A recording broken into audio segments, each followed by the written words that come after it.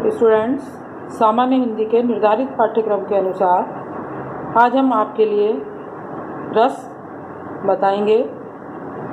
रस क्या है, सबसे पहले ये समझना आवश्यक है। कविता, कहानी, उपन्यास आदि को पढ़ने या सुनने से अथवा नाटक को देखने से जिस आनंद की अनुभूति होती है उसे रस कहा जाता है। रस को सामान्यतः काव्य की आत्मा भी कहा जाता है। रसों के आधार भाव होते हैं। भाव क्या है? भाव का मन के विचारों को कहा जाता है। जो भी हमारे मन में विचार आते हैं, भाव आते हैं, जो भी हम सोचते हैं, वह सब आपका भाव कहलाता है। ये दो प्रकार के होते हैं, स्थायी भाव और संचारी भाव। यही काव्य के अंग भी कहलाते हैं, स्थायी भाव। रस रूप में परिणित होने वाले तथा मनुष्य के हृदय में स्थायी रूप से रहने वाले भावों को स्थायी भाव कहा जाता है। इसलिए स्थायी भाव की संख्या 9 मानी गई है। कुछ लोग 10 भी मानते हैं। इसे एक तालिका के माध्यम से आपको समझाया जा रहा है। क्रम संख्या, रस और स्थायी भाव। श्रृंगार रस का स्थायी भाव रति है। हास्य का हास, करुण का शोक, रौद्र का क्रोध, वीर का उत्साह, भयानक का भय, विवत्स का जुगुस्सा, अद्भुत का विस्मय, शांत का निर्वेद। रस विशेषज्ञों ने वात्सल्य रस को भी 10वां रस माना है, जिसका स्थायी भाव वत्सल है। रस के अंग एवं स्थायी भाव के विषय में वैसे आप लोग कक्षा 11 में विस्तार से पढ़ चुके हैं। आज हम आपको पाठ्यक्रम के निर्धारित रसों के बारे में समझाएंगे। नंबर 1, श्रृंगार रस। श्रृंगार रस क्या है? जब विभाव, अनुभाव और व्यवचारिक के संयोग से रति नामक स्थायी भाव रस रूप में परिणित हो जाता है तो उसे श्रृंगार रस कहते हैं। श्रृंगार रस के 2 भेद होते हैं, संयोग और वियोग। सर्वप्रथम हम आपको संयोग श्रृंगार के विषय में बताएंगे। नायक और नायिका के मिलन का वर्णन संयोग श्रृंगार कहलाता है। अब इसका आप एक उदाहरण देख लीजिए। कर मुदरी की आरसी प्रतिबिंबित त्यों पाई, पीठ दिए निर्धरक लखे एकटक दीठ लगाए। तो क्या कहना चाह रहे हैं यहाँ पर कवि? कर मुदरी, हाथ में पहनी हुई जो अंगूठी है, की आरसी, उसमें जो नग है उसके प्रतिबिंब को देख रही है। और क्या देख रही हैं? उसमें अपने प्रियतम की जो है प्रतिबिंब दिखाई दे रहा है।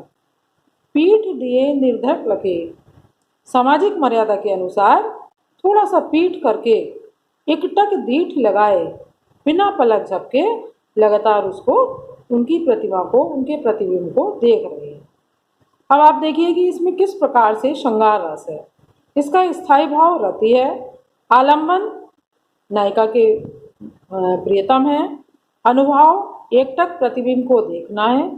आश्रय नायिका है। उद्दीपन प्रियतम का प्रतिबिंब है। व्यभिचारी भाव हर्ष, उत्सुकता यानी प्रसन्नता होना, उनको देख करके मन में प्रसन्न होना, देखने की उत्सुकता इत्यादि।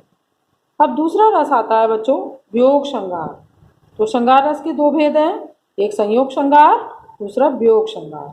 तो पहले आपके लिए संयोग श्रृंगार के विषय में बताया, अब दूसरा आपको समझाएंगे वियोग श्रृंगार। जहाँ पर नायक और नायिका के मिलन का अभाव रहता है और विरह वर्णन होता है, वहाँ वियोग श्रृंगार होता है। अब इसके विषय में देख लीजिए, उदाहरण देखिए इसका।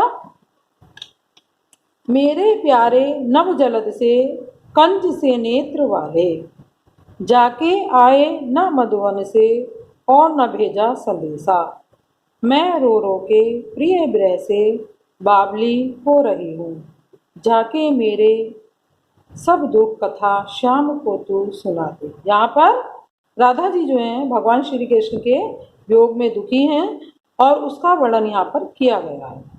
कह रहे हैं कि मेरे प्यारे नव जलद, नवीन उठते हुए बादलों के समान, कंज से नेत्र वाले, काले काले नेत्रों वाले, जाके आए न मधुवन से, वे कृष्ण जो एक बार मधुबन को गए और फिर लौटकर वापस नहीं आए, ना भेजा संदेशा, और उन्होंने ना ही किसी प्रकार का कोई मैसेज, कोई संदेश मेरे पास भेजा है।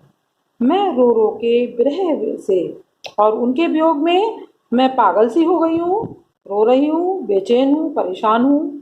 जाके मेरी सब दुख कथा, हे बादलो, तुम जाकर के मेरी इस विरह व्यथा को भगवान श्री कृष्ण को सुना दो। तो इस छंद में गृहिणी राधा की विरह दशा का वर्णन किया गया है। रति इसकी स्थायी भाव है, राधा आश्रय है, श्री कृष्ण आलंबन है, शीतल मंद पवन, ठंडी ठंडी हवा का चलना, एकांत उद्दीपन विभाव है, उनका स्मरण करना, उनको याद करके रोना, चंचलता, आवेश, मन दुखी होना आदि इसके संचारी भाव है। इन संचारी भाव से पुष्ट श्री कृष्ण से मिलन के अभाव को ही यहाँ पर वियोग श्रृंगार कहा गया है। ठीक है, समझ में आ गया होगा। उम्मीद करती हूँ कि इसके दोनों ही भेद आप लोगों की समझ में आ गए होंगे। अब आप लोगों के लिए क्या करना है, सबसे पहले आपको रस की परिभाषा याद करनी है, स्थायी भाव याद करने हैं जो आपकी तालिका में लिखवाए गए हैं, रस के अंग जो कक्षा 11 में आपको विस्तार से पढ़ाए गए हैं उसे आप अपनी पुस्तक से अच्छी तरह से याद करेंगे और लिखेंगे। सेकंड नंबर पर श्रृंगार रस की परिभाषा उदाहरण सहित याद करें। थैंक यू, धन्यवाद।